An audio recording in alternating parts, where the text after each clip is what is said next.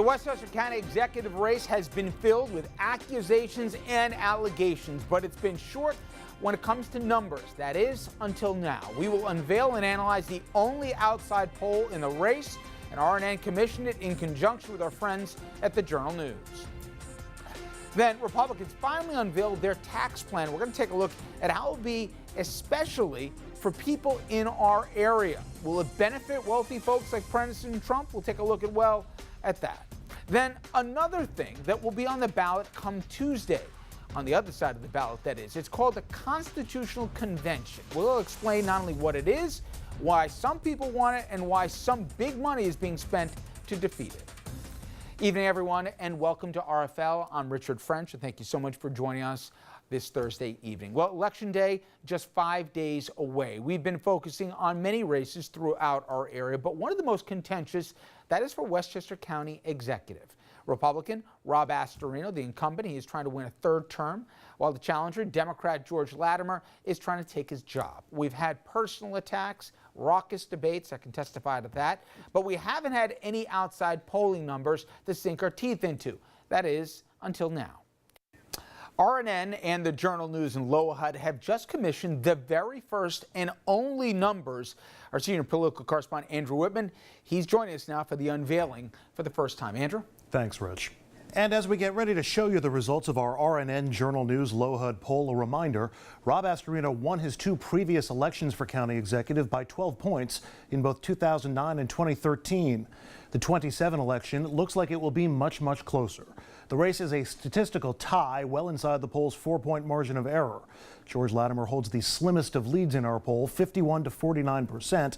But again, this race is a tie. Why is the race so close? Well, because 53% of Westchester voters we polled said they are not satisfied with the direction in which the county is going. 47% say they are satisfied, and as you might expect, that view of the county's direction is driving voters in both directions at about the same levels. Satisfied voters are voting Astorino, unsatisfied voters are voting for Latimer. Another major factor in this race, Donald Trump. Just under half of all Westchester voters told us that the Trump administration is impacting their vote for county executive. And of those voters who say that Trump is a factor, those voters are breaking for George Latimer by a 67 to 27 margin. Donald Trump is a major issue in the Westchester Executive race, but there are other issues, including some surprises. Property taxes remain the biggest issue in Westchester, with nearly half of all voters telling us it's their top focus this election. But there's a surprise in second place. 18% of Westchester voters say gun shows at the county-owned county center is their top issue. 13% listed jobs in the economy as their number one concern. 10% said affordable housing. 7% named the closure of the Indian Point nuclear power plant. And another surprise at the bottom, only 5% of voters said the candidate's personal issues were their top focus. This in a race that has been chock full of personal issues and personal attacks. All right, let's bring in our panel right now. Honestly, a few guys who know county politics in Westchester as well as anyone I know. Richard Brodsky, former Democratic New York State Assemblyman from the county of Westchester, also professor at NYU. Bill O'Reilly, former Republican strategist, now a member of the Conservative Party, and certainly very familiar with the Astorino campaign, and Andrew Whitman, who obviously you've already met. Listen, it's a 2-to-1 county when it comes to Democratic registration of Republicans. It's always surprised me in the last two races that not only has Astorino won, but he's won by double digits. That said, given the political climate in Washington, numbers we saw in Virginia are mirroring the numbers we're seeing here in terms of the Trump effect. How much of a concern is that for any Republican running this election cycle? It's actually almost 2.5 to 1 now, Democrat to Republican in the county. It's about 2.3. And Rob has only been able to win because he's gotten Democratic votes and Latino votes, African American votes. He's done well in communities that don't traditionally vote Republican. So you know, our belief is that the taxes remain the issue and not Donald Trump. I think if you ask people about Donald Trump, you're going to get a visceral reaction back. This doesn't match up with our polling, especially the direction of the county. I mean, I'm not going to like any poll that doesn't have my candidate winning. You know, frankly, but it doesn't match up with what we're seeing. But you do expect a close election. Oh, it should be closer, yeah, just from turnout models and the rest of it. Yeah. But I thought it was going to be closer in 09 and 13 also when he had the 12 and 13 point wins. You, to be fair, and this pains me to no end, Richard, but you were the lone voice. Louder. No, I'm going to say this once, but you did say this is going to be really close. And you said so because of some of the tone of the advertising and everything else. I said, well, certainly Latimer's had a couple very tough weeks here. Certainly personal revelations, we'll talk about that in a minute, and also headlines that weren't flattering, and $1 million of outside money with Mercer's money that's flooded the airwaves here. But you said they don't usually do that unless things aren't going well. There are signs that this poll is accurate. That includes the fact that they're roughly parallel to the existing internal Democratic polls. But what was the most important thing about your poll was that it showed that the screaming and yelling and the bogus accusations no one cares about. And that the things that people care about are property taxes, gun shows, affordable housing, the things, by the way, that mirror where the race is. 47% of the voter thinks it's property taxes. They're really with Rob. Other people have other issues. They're really with George. The fact of the matter is that on any poll, if an incumbent is under 50 going into the race, and if there are undecideds, they always break for the challenger, whatever the party. The incumbent loses the undecideds in the last 2 days. The number to look at there is jobs and economy in addition to property taxes. Those go together. That's 60% of people. The number there to those look are at Rob's voter. That's 60%. is jobs and economy with gun show, affordable housing, and Indian Point. No. Look, you can spin this any way you want, Property Bill. taxes, jobs and economy. The It's the same- fact it's the same voter. is that George is ahead in this poll. He's ahead in the internals, and if Rob remains under 50, and Rob's ahead in our internals, so it just it goes back and is forth. he over 50? I don't reveal our internals, but we're comfortable with where we are. He'd reveal them if he was over 50. That means that the undecideds, however small or large they may be, who always break for the challenger, are likely to decide this race. Later on in the program, Andrew, we'll talk about the Constitutional Convention, but it's an off-year election. It is. And while people are always motivated, when you're on the other end of a phone, turnout 4 years ago was in the 30s, okay?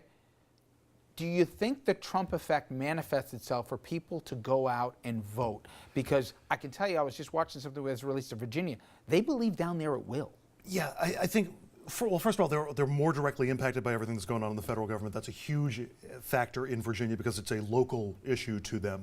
Northern Virginia works And I'll for let the you federal finish, government. but we're going to talk about taxes. Certainly people in Westchester watching what's going on in deductions or lack thereof, they're going to be able to take here. I know the county executive has nothing to do with that whatsoever, but nonetheless, aren't all politics local?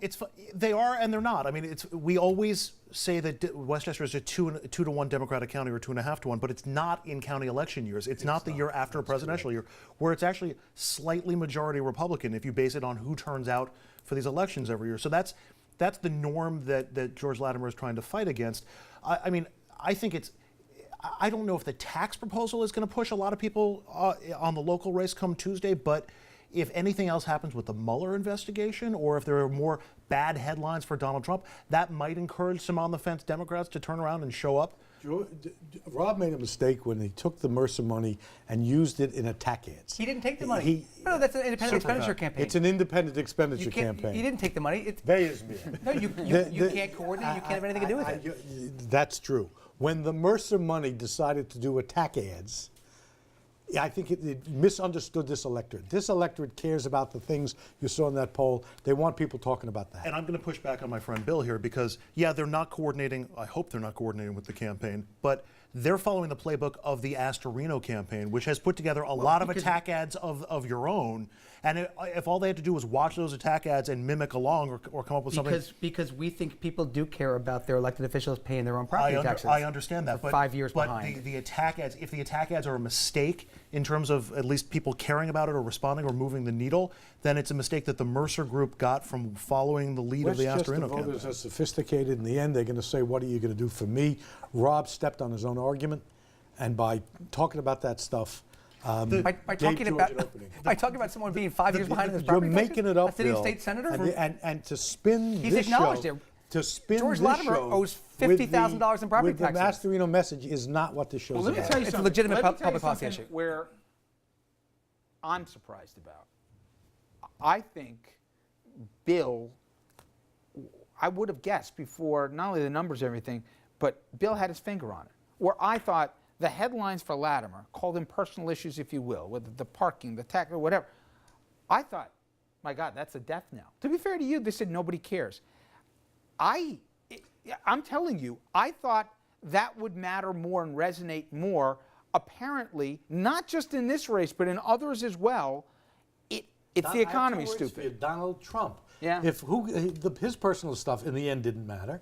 In the end, the stuff that they are throwing at George didn't matter, and the stuff that's arisen about Rob with the Rolex watch and the guy on testifying at trial, it didn't matter either. I don't think it's going to impact. I don't think it's necessarily impacting who they're going to vote for. It might impact enthusiasm and turnout. There might theoretically be some Democrats who see those headlines and aren't running out to vote for George Latimer. It would not shock me if Rob wins this race, but it's going to be very close. And in the end, George's decision until the end, which I don't think I agree with, to stick with a message about what he can do for the county was what I think has kept him slightly ahead in this race. At the end, Bill, is there any way for any Republican, and trust me, Republicans after Tuesday all across this country are going to have to figure this answer out between now and next November. Is there any way, just use this county of Westchester, do you have to either say, I'm not with him, meaning the president, or can you do an effective distance where you're with him on some things and not the other? Because at the end of the day, I haven't seen anyone navigate it. It's either I hate him or I'm with him. I haven't seen somebody be able to nuance it because it sure ain't helping Rob. It's a great question, and two things. First, I genuinely believe that Westchester voters are sophisticated enough to separate local from federal. I believe that they get the local issues, taxes, et cetera. Second thing is, you can get consumed in Donald Trump if you respond to everything about him. Like, he eats up the entire media environment, the whole political environment, and if you don't stay focused on your job, you'll spend your whole life talking and reacting to everything this guy does. Do you have to make a choice and make it a declarative one, Bill? Can any Republican avoid the answer? I think when things pop up, like Rob has spoken out when things have popped up. That's what George has done effectively. He has required Rob to take a position. So what did Rob do today when the tax plan came out that screws Westchester?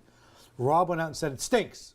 Now, that's trying to inoculate himself against the dynamic that has Democrats going, we can't stand these Republicans. It's bad for Westchester, that's why. To be fair, I mean, he's not alone. A lot of Republicans in Nassau, New York City, and the Hudson Valley have distanced themselves from Trump on the tax issue. I'm not necessarily sure. Why is that being fair? Because it's not necessarily a knee-jerk reaction to try to get in the good graces of voters. It might just work on this particular issue. I think there's room for criticism for Rob Astorino in that I feel like he's tried to have it both ways on Donald Trump.